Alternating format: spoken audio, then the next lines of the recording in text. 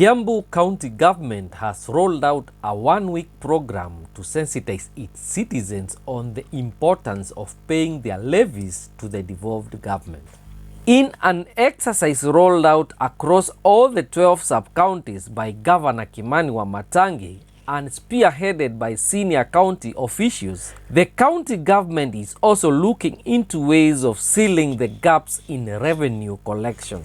Speaking during the exercise within Thika Central Business District, Environment Chief Executive Officer David Kimani Kuria said his tour of the town revealed that there were so many people who were non-compliant.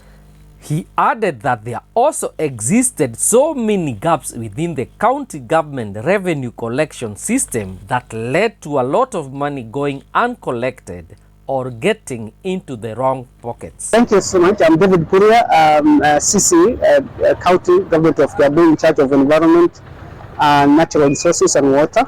And I'm here with a team of officers from the county, led by Chief Officer in terms of revenue, Sakari Bitau, but he'll be talking to you later.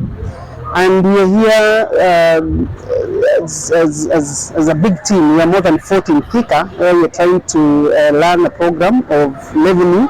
We are calling it Revenue Week, where we are meeting with our residents to explain to them the importance of paying revenue and their taxes so that they can support the government programs that come back to support their activity, their areas of jurisdictions.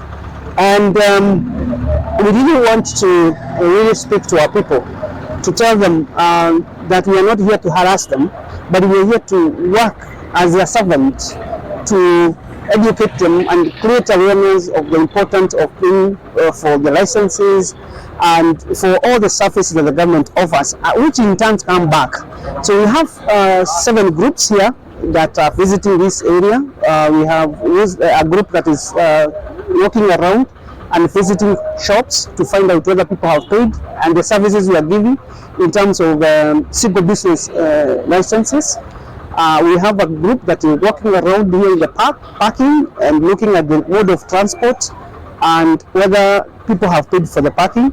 Then we have another team that is looking at buildings, constructions and all that to see whether people have paid for their landlords and whether they are compliant with the building instructions.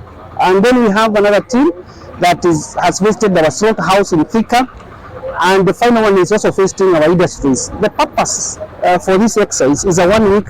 We want to create awareness of the importance of paying your taxes, and then we want to find out whether people are complying with all the regulations.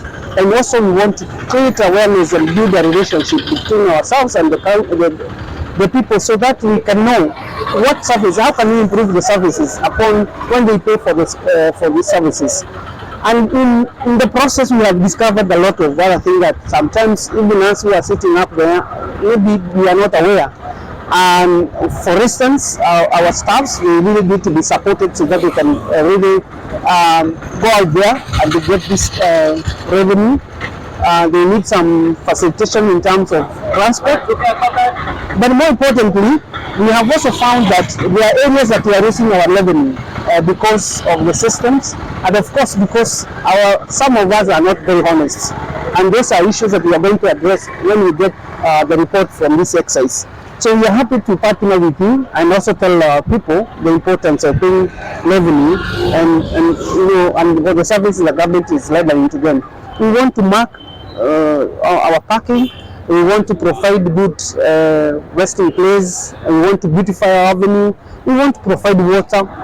We have seen the governor has been here several times to improve on the health services, and without the people paying for their taxes, we can't be able to run the government. Chief Officer in charge of revenue collection, Sakari Bitau, admitted that the county fell way short of its potential revenue collection target of 13 billion shillings, with the officers barely managing to collect 3.1 billion shillings in the last financial year. Bitau noted that non-compliance among the residents was the prime reason for the shortfall, but said that they will employ various strategies to beat the deficit. among them automating all their systems and increasing parking spaces. My name is Gitau Zachary, the Chief Officer in charge of Revenue in Kiambu County Government. These are a 1 week long exercise that we started on Monday, an initiative of the County Government Governor, Dr. Kimani Wamatangi, out of realization that revenue is a very important component of the government. Remember, the revenues that we collect in the county, they are factored in the main budget of the county, and therefore these revenues goes a long way to the development of Kiambu County in general. So we have teams across the 12 sub-counties of Kiambu. We have 12, all the way from Rari, and we are here in Vika. Specifically, we have been charged to be in charge of Vika sub-county. This is the second day, and we wanted to see what are the charges that the rates payers, fees payers, and parking fees payers, what are these charges that they are undergoing? Remember, there is a survey that was done that that gave a potential revenue potential for Kiambu County at 13 billion. And you find that over the years, we have not been in a position to correct that revenue. And therefore, the top management, led by the governor, decided we must go down, let our hands get that also.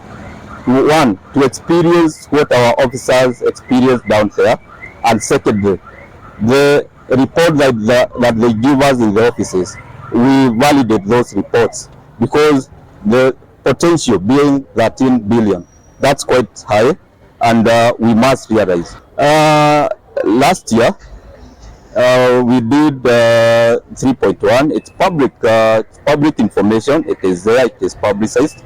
We did 3.1 billion, and for us to shoot those corrections to 13.1 billion, it means work has to be done, and that's why we decided to come out so that this potential, because if we don't work on it, it just remains to be a potential, and then it just remains in the book. That's why we are here. We did 3.1, and we expect even to do better with these initiatives and all these strategies.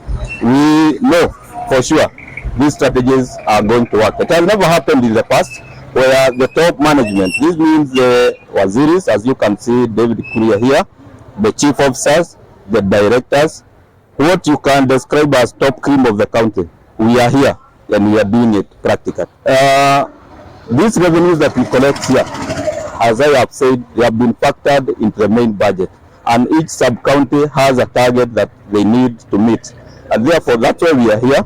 We have several teams that are spread across Vika sub-county, and each team must give a report at the end of the day, and by Friday we expect to wind up this exercise so that we have a report that we are going to consider and have it analyzed, so that as we set now the strategies for the next 6 months, this is January to June, we be in the know, and to know if those strategies are working or are not working. Now, some of the challenges lies with non-compliance, and for this we may want probably to blame ourselves, because we need to take this information to the people, why they need to comply, why they need to pay, because we need to make them understand we don't collect these revenues for the sake of doing it. We do it to give it back to them. And so one of the main reasons is non-compliance, which we are working on. We are also getting reports from our staff because they have been here.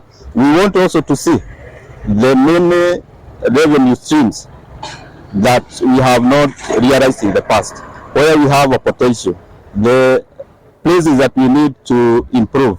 For example, there are parking lots along the Wasco River offices that is not cabroad. We have a great plan to cabro all the dusty parts, so that those becomes revenue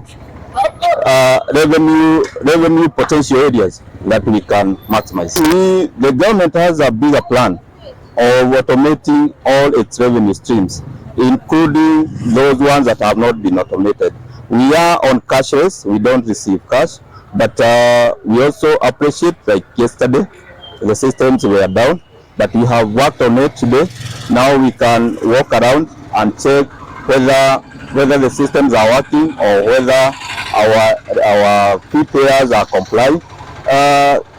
We agree. When the systems are down, we are unable to collect maximum, but we are working on it in a way to have a robust system that is going to cover all the revenue streams.